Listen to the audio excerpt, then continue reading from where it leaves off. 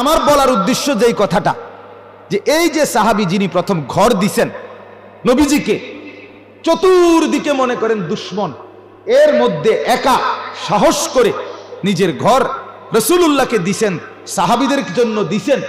এই আরকাম নামের এই সাহাবীর বয়স, আল্লাহর কসম, এ যখন এই ঘর দিছেন, কালেমা পড়ছেন, তখন ওনার বয়স ছিল মাত্র 16 থেকে 17 বছর। উনি দিছেন এই নওজোয়ান। এবং আরো আশ্চর্যের কথা হলো, উনি ছিলেন এই আরকাম ছিলেন সরাসরি আবু জেহেল যেই গোত্রের, ওই গোত্রের লোক, আবু জেহেলের গোত্রের লোক উনি।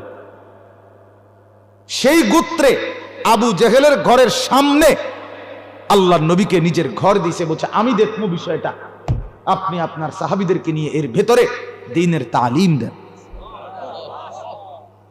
কিন্তু